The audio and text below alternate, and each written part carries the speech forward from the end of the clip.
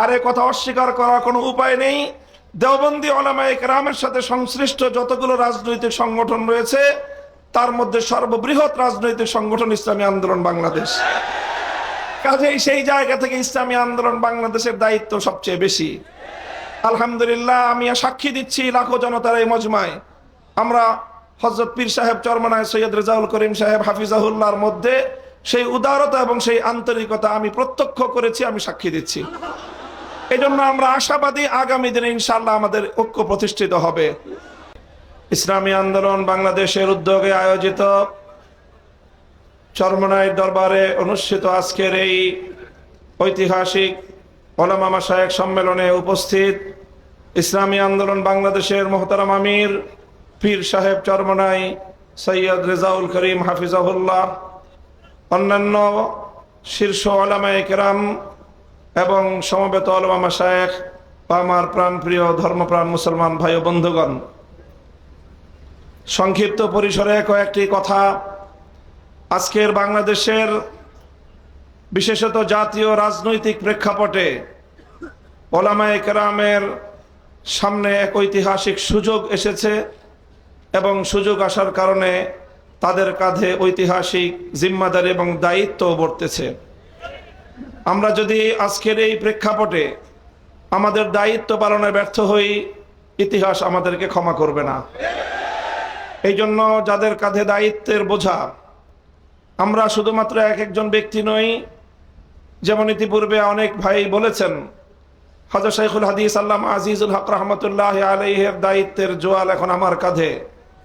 হযরত পীর সাহেব মরহুম সৈয়দ ফজলুল করিম রহমতুল্লাহ আলাইহির দায়িত্বের বোঝা আমাদের বর্তমান হযরত পীর সাহেবের উপর। মুফতি ফজলুল হক আমিনী রহমতুল্লাহ আলাইহি সহ আকাবিরদের দায়িত্বের বোঝা আমাদের ভাই মাওলানা মুফতি সাখাওয়াত হোসেন রাজির কাঁধে। এমনিভাবে আমরা বর্তমান প্রজন্ম আমাদের পূর্বসূরীদের রেখে যাওয়া একটি সুন্দর প্ল্যাটফর্মের উপর আজকে আমরা দাঁড়িয়ে আল্লাহর দ্বীনের কাজ করার সুযোগ পেয়েছি। কাজে এই জায়গা থেকে আজকের এই জাতিকে যদি আমরা নেতৃত্ব দিতে, যথাযথ দিক নির্দেশনা দিতে যদি আমরা ব্যর্থ হই, তাহলে আমাদেরকে অনেক বড় মাসুল গুনতে হবে দুনিয়াতেও এবং আখিরাতেও। আমি আজকের যে জাতীয় চাহিদা, বিশেষ করে সারা বাংলাদেশের সকল ধর্মপ্রাণ শুধু নয়, যারা ধর্মকে ভালোবাসে অন্তত তারাও, ইসলাম প্রেমী সকল মানুষের অভিন্ন চাহিদা হলো ইসলামী নেতৃত্ব তারা ঐক্যবদ্ধভাবে জাতির সামনে অগ্রসর হোক, জাতির সামনে উপস্থিত হোক।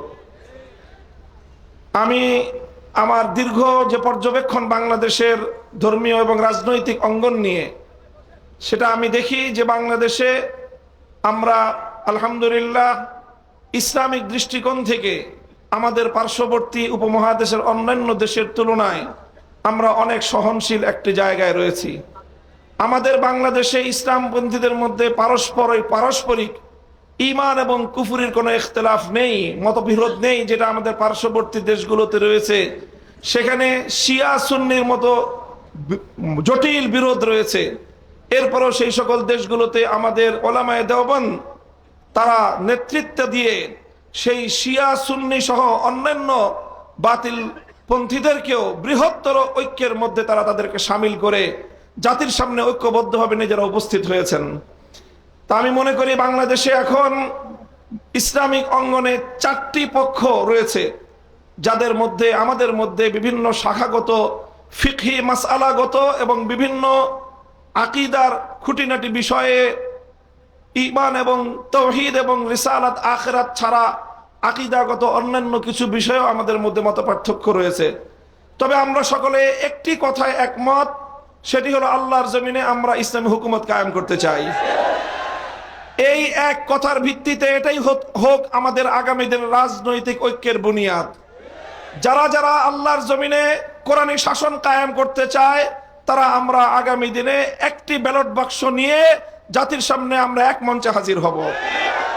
আমি মনে করি বাংলাদেশে অনেকগুলো ইসলামিক মহল থাকলেও বাংলাদেশে ধর্মীয় এবং ইসলামী সেক্টরের কিয়াদত উলামায়ে দেওবন্দের হাতে।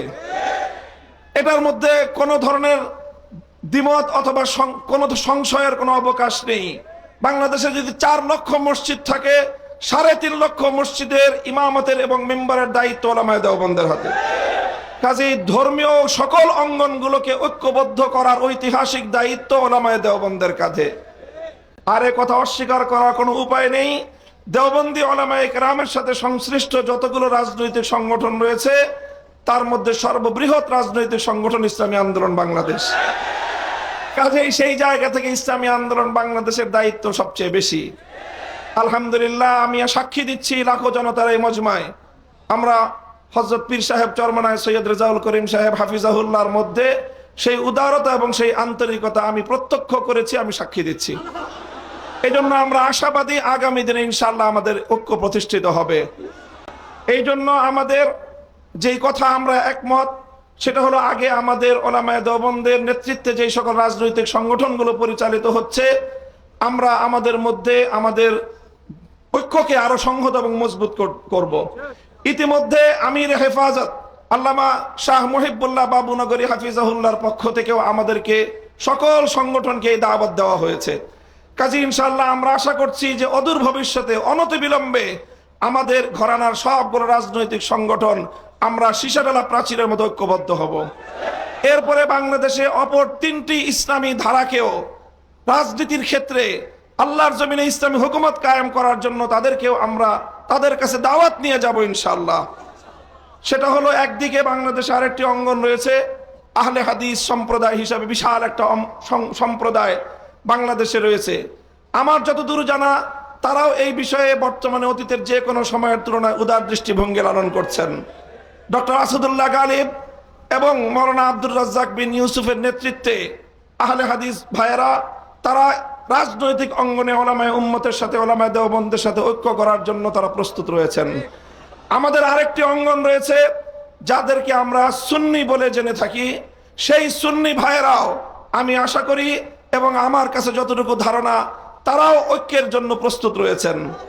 তৃতীয় যে আরেকটি গ্রুপ রয়েছে জামায়াতে ইসলামী বাংলাদেশ, যারা দীর্ঘদিন ধরে রাজনৈতিক অঙ্গনে আল্লাহর জমিনে আল্লাহর আইন বাস্তবায়ন করার স্লোগান নিয়ে যারা কাজ করছেন, তাদেরকেও আমরা উদাত্ত আহ্বান জানাবো এবং তাদের কাছে আমরা দাওয়াত নিয়ে যাব। এইভাবে উলামায়ে দেওবন্দ যদি ঐক্যবদ্ধ হয়ে আহলে হাদিস, সুন্নি, জামায়াতে ইসলামী সহ ঐক্যবদ্ধ হতে পারে, বাংলাদেশে উম্মতের উলামায়ে কেরামের কাছে জিজ্ঞাসা করা ছাড়া কোন রাজনৈতিক সিদ্ধান্ত গ্রহণ করা যাবে না।